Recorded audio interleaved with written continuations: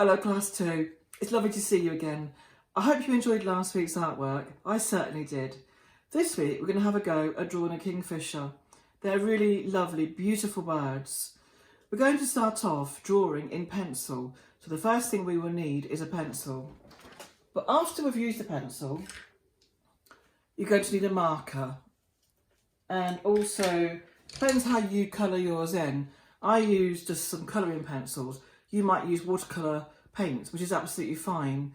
So decide what you want to use ahead of time and get it ready. Okay.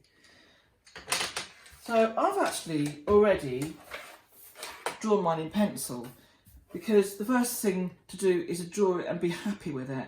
And with a pencil it's very easy because then you can rub it out if you're not happy with a certain area. So you probably can't see it very well, but I've actually started in pencil. But I will show you by going over it in a black marker. So how I started mine was I began with the eye.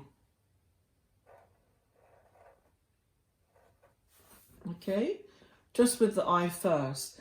And then I started with the top of the head going down into the beak. So I started here and I went down to the beak. They have quite long beaks, don't they, the kingfishers? There's a little bit of a curve on that beak. Can you see that? And of course the beak is split in half as well. Good start. Let's hope it keeps going this way. So what we did then was we carried on around with the head. So that's the head. Can you see the eye is quite close to the top of the head? And the beak is probably about 1.5 centimetres away from the eye. So sometimes it takes 1 or 2 attempts to get the things like the eye and the beak and the rest of the body in proportion. That's why rubber close by is really handy. I probably use the rubber maybe half dozen, maybe 7 or 8 times during this bird. So it's absolutely fine to do that. Now what I'm going to do, I'm going to draw the back of the bird. I'm going to stop before the end of the tail. I'm going to curve it in slightly. That's going to be a reminder to me where the feathers come. So before I do the tail, I'm going to go back up to the top here. And I'm going to draw the next part of the bird's head. And I'm going to stop there, which is not very far down, and I'm going to draw the belly of the bird.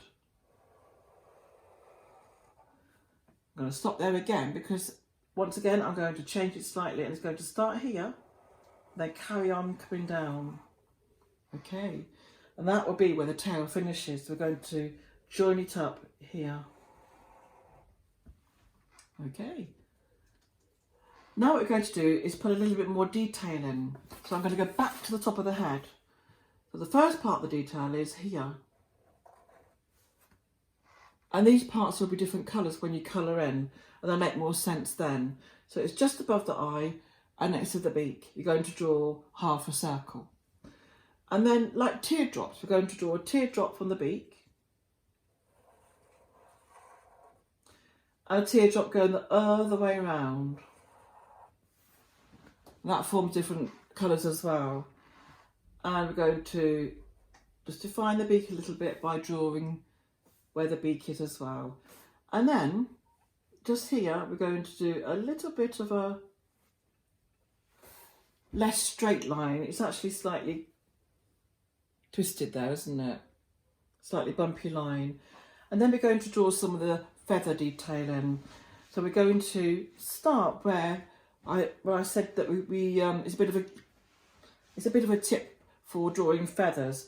So we're going to begin here. And we're going to start to draw feathers going up, but we're not going to do it in a straight line. We're going to go in a diagonal line.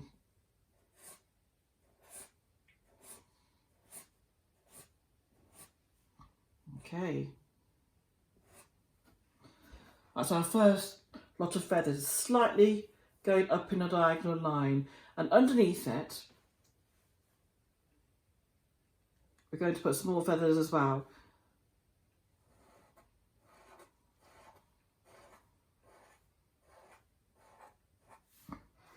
Okay, that's such a lot of feathers. We're going to draw a little bit of a shape to the wing as well. It won't be defined as a solid line, but we are going to put some detail in, and it's just a reminder really about where the wing will come, and it starts up here and it comes down. This is where it gets solid and joins the feathers there. And on the top of these feathers, it is again not solid lines, but just a little bit of detail to prove there are more feathers on top there. Underneath here, this is the tail part. We're not going to do the whole tail in feathers. These are long feathers on a bird.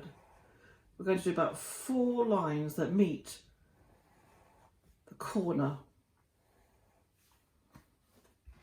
the tip of the tail there. Now we're going to try and draw the feet. Okay, so the feet, they come in a little bit like a V there. Can you see that? The feet there? That's the V, that's where the leg is. And you're going to come around and you're going to draw like a hook for the toe and a hook at the other side of it, a joint up at the top. Maybe you want to practice that, have the rubber handy in case it goes wrong, because mine did when I first did it. And then behind it, a little bit further back, we're going to do another one of those. You don't have to put all the detail in, but that's the second foot as well. Okay, and of course the kingfisher is sitting on a branch, so we're going to just draw a little bit of detail in for a branch as well.